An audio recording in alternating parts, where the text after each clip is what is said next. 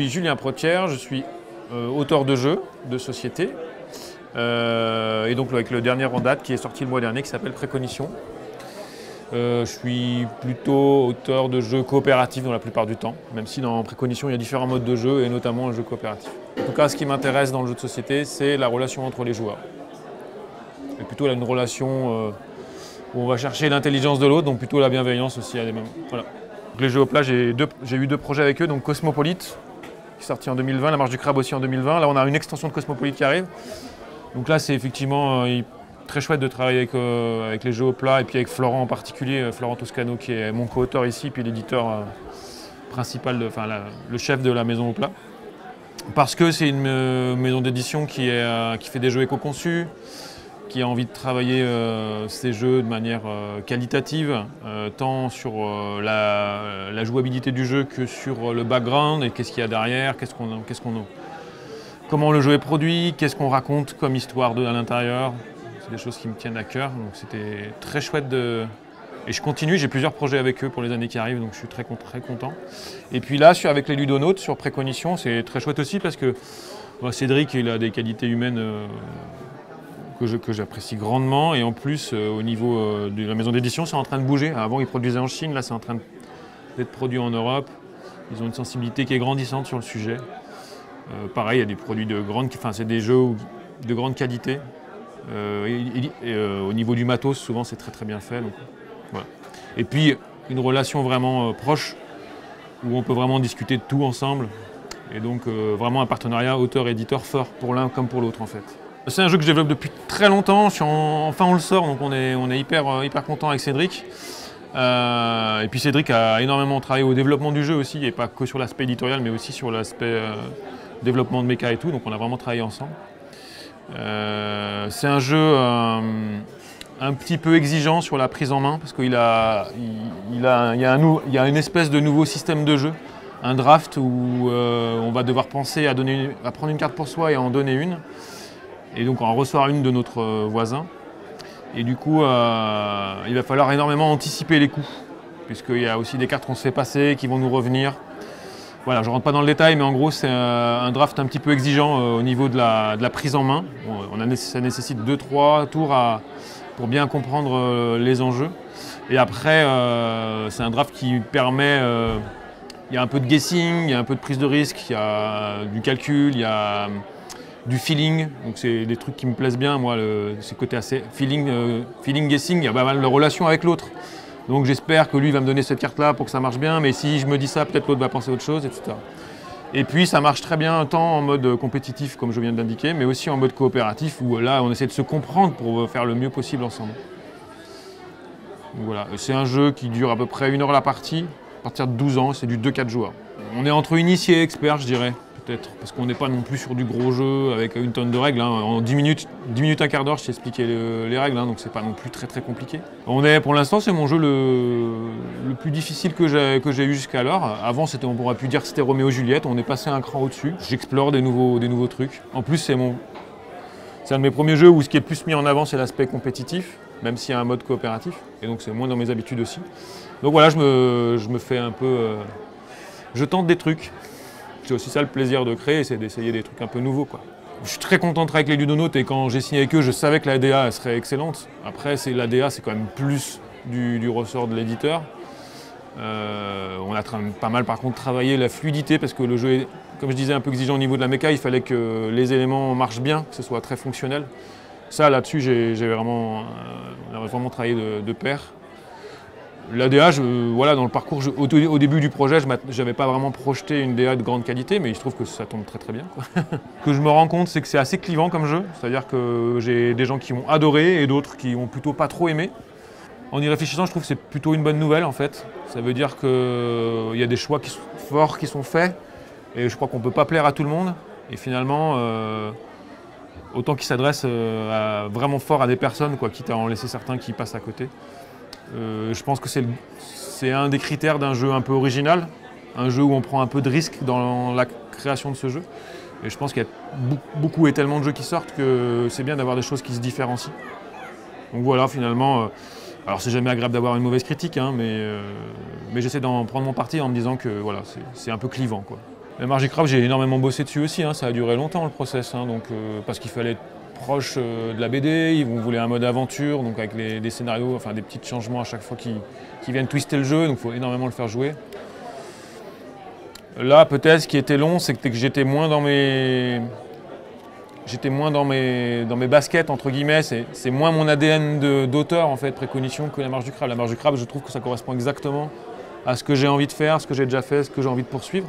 Précognition, je sors un peu de mon sentier et je vais explorer quelque chose d'autre. Et ça, explorer un nouveau sentier, ça prend un peu plus de temps. Ce serait plutôt ça, je dirais, que la taille de la boîte, pour moi, c'est pas prépondérant. Même si, effectivement, un gros jeu, il sera forcément un peu long. Mais les petits jeux sont souvent longs aussi, quoi, en fait. Je me suis pas trop tracé de ligne de je vais suivre mon chemin, je vais pas suivre mon chemin. J'ai pas mal de projets là en cours. Il y en a certains qui sont vraiment dans ma lignée, d'autres qui le sont moins. Ça va arriver aussi en fonction des projets que je vais avoir d'autres avec des co-auteurs. Je crois que j'ai envie des deux en fait. J'ai envie à la fois de poursuivre mon chemin principal coop avec effet de leader changeant entre les joueurs suivant la situation. C'est ça qui me plaît là, comment des fois je prends le devant, je me mets en avant pour essayer de faire comprendre aux autres ce que je voudrais qu'ils comprennent de moi. De temps en temps, à l'inverse, de temps en temps, je le laisse et j'essaie d'écouter ce que l'autre m'a à me dire pour que ça soit fluide. On le voit bien dans la marche du crabe, quoi, un coup l'un, un coup l'autre un peu. Ça c'est vraiment ce qui me plaît, ça c'est mon ADN. Donc ça je vais continuer à aller gratter ce truc-là parce que je pense qu'on a encore plein de choses à y découvrir. Mais j'ai encore aussi envie d'aller voir d'autres trucs, d'autres systèmes, d'autres façons de faire. Je pense qu'il y a beaucoup de richesses qu'on n'a pas ouvert encore, donc il y a de quoi faire. En février 2020, juste après la sortie du jeu à Cannes, on avait toute l'équipe de Cosmopolite et assez vite on a eu l'idée de ok, en fait on a envie de faire une extension parce que déjà, on sentait qu'il y avait un espèce de courant de sympathie pour le jeu à travers le monde ludique. Et aussi, nous, on avait tellement pris notre pied à bosser ensemble qu'on s'est dit, en fait, c'est bizarre de s'arrêter là, il faut qu'on trouve quelque chose d'autre à faire après. Donc l'extension, elle est née déjà à ce moment-là. Et puis pendant un an et demi, en plus avec le confinement, tout ça, on n'a pas vraiment mis en route le truc. Là, depuis début 2022, on a remis en route la machine. Alors remettre en route la machine pour Cosmopolite, c'est une grosse machine parce qu'il y a le CNRS de Lyon derrière, enfin, pas tout le CNRS, hein, mais un labo de recherche en linguistique. Il y a un développeur d'appli, enfin voilà, on remet en route tout le truc, quoi. On a sorti une extension gratuite en fait, qui est une mise à jour de l'appli. Donc tous ceux qui ont déjà le jeu en fait vont avoir une mise à jour possible dans l'appli. C'est un petit twist mais qui est vraiment très chouette, c'est que pour ceux qui ont joué, j'explique. Au lieu de jouer en gagnant des points, cette fois-ci on joue en gagnant du temps. Et donc comme c'est un jeu timé, quand on joue en 6 minutes, si je gagne du temps, je vais y rester un peu plus le service. Et mon but ça va être de rester le plus longtemps possible. Et du coup, comme le jeu est assez stressant par ce qu'il propose, assez dynamique, et plus je vais rester, plus la pression va monter. Et du coup, on arrive avec des moments où c'est vraiment où on rit de stress, où ça explose un peu. J'ai une partie mémorable en tête où on a joué avec l'équipe du labo, avec Florent. On a tenu 45 minutes. Bon, à la fin, on était un peu foufou, quoi. Enfin, ça partait vraiment n'importe comment. Mais on s'est beaucoup marré à le faire, donc on pense que ça va plaire aussi. Et la sortie de l'extension qui s'appelle Deuxième Service, dans laquelle il y a en fait trois mini-extensions, 3 modules en fait. Un petit chef où en fait c'est jouable dès 7 ans. En fait, on a fait des propositions beaucoup plus simples à lire parce que quand on a moins de 10 ans, c'est un peu compliqué, Cosmopolite. Là, avec les tests en centre de loisirs, ça s'avère que c'est payant, donc c'est des textes beaucoup plus courts et en plus ce qui est dit pour la serveuse qu'on entend pour ce petit chef, en fait c'est des collégiens qu'on a enregistrés, enfin, qui ont été enregistrés. Et donc du coup c'est chouette d'avoir aussi des voix un peu plus enfantines. En deux, on a l'extension grand chef. Là à l'inverse de petit chef, on va complexifier le truc. Donc grand chef en fait, on va devoir trouver, on va être 2 à devoir trouver la proposition. Donc ça nécessite beaucoup plus d'interaction entre les cuistots. Ce qui est une bonne nouvelle parce que les cuistots on avait envie de leur faire plus de choses. Et en 3, on a l'extension boisson comprise. Et là aussi, cette fois-ci, c'est un twist un peu différent, c'est que les cuistots, de temps en temps, vont devoir retrouver une boisson qui va bien avec le plat et donc le dire à l'oral. Et cette fois-ci, c'est eux qui vont un peu transformer en faisant une espèce de téléphone arabe dans l'autre sens. Et donc c'est assez chouette. Ouais. Sur le fil, c'est un jeu qui sort chez Gigamic. Je l'avais montré à Je joue en Beaujolais l'année dernière en prototype. Là, je ne l'ai pas apporté parce que voilà, le jeu est sur le point de sortir. C'est un jeu dont je suis très content parce que je le sors avec Juan Rodriguez, qui est un ami auteur, un petit peu mon maître Jedi, entre guillemets, au début de mon parcours d'auteur. Et donc, c'est notre premier jeu ensemble, donc ça me fait très plaisir qu'il sorte là en janvier. Et puis un nouvel éditeur, Gigamic, donc je suis très content de travailler avec de nouvelles personnes aussi. Voilà, et c'est un jeu de pose d'oiseaux sur un fil, donc à la fois un jeu d'équilibre et un jeu de réussite d'objectifs, quoi. Assez simple. Il y a un mode compète et un mode coop aussi. En fait, je travaillais en boutique depuis 5 ans, en boutique de jeux, donc j'étais ludicaire, ce qui m'a permis aussi de comprendre faire vachement de liens avec tout le process de l'auteur jusqu'au client final qui l'achète. C'était très riche, dans une boutique en plus où je me sentais bien, mais je m'étais toujours promis, je travaillais à mi-temps en fait, mi-temps boutique et puis mi-temps auteur. Alors c'était un gros mi-temps auteur, mais à un moment donné quand on aime on compte pas. Et je m'étais toujours promis que l'année où je gagnerais plus en tant qu'auteur qu'en tant que ludicaire, eh ben, j'allais arrêter naturellement ludicaire pour développer plus le côté autorat et espérer que du coup je puisse en vivre. Ce qui est cool en plus, c'est que les choses se sont bien faites avec mon employeur et du coup là j'ai du chômage possible pendant quelques mois qui sont compatibles avec les droits d'auteur. C'est important de le dire, je pense, pour les auteurs de jeux qui veulent se lancer en fait. C'est compatible, il n'y a aucun problème, on a le droit de faire les deux en même temps. Et je trouve ça tout à fait logique parce que ça me permet aussi de développer une activité. L'année 2023 qui est plutôt tranquille, j'ai pas trop d'inquiétude. Après on va voir comment, parce que les choses doivent énormément s'anticiper hein, dans ce milieu-là, dans ce métier-là. Et donc voilà, on verra au-delà ce que ça peut faire. J'espère que mon pari est payant, mais si jamais c'était pas possible, ben, on fera un autre complément. Il y a beaucoup de créativité, il y a des gens différents qui intègrent le milieu, du coup ça veut dire d'autres façons de voir, des angles de vue différents et sans doute des merveilles qui vont arriver.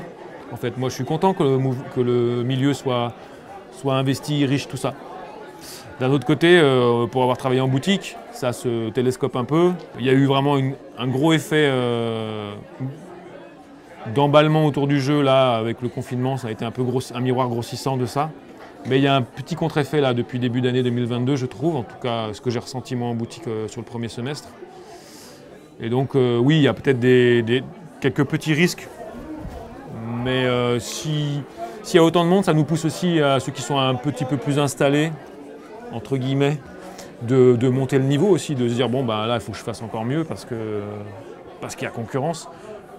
Moi j'ai plus envie de voir ça comme des confrères avec qui je peux échanger pour aller repousser un peu les limites du jeu, quoi, trouver des nouvelles façons, des nouvelles choses, quoi. Innover, voilà.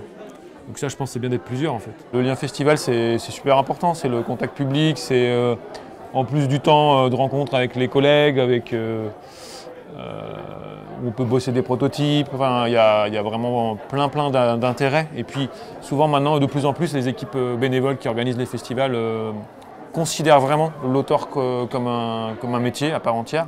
Et du coup, ont des qualités d'accueil qui sont de plus en plus fortes. Et là, par exemple, ici, je joue en Beaujolais, on est hyper bien accueillis, quoi. Donc s'il y a des auteurs qui me voient, il faut vraiment venir, en fait, parce que c'est vraiment bien. Enfin, prenez pas toute la place, parce que moi, je vais revenir encore l'année prochaine, mais voilà, super accueil, tant au niveau de l'hébergement que du temps d'échange. Les bénévoles sont vraiment aux petits soins. Et puis, les discussions sont intéressantes, donc c'est cool.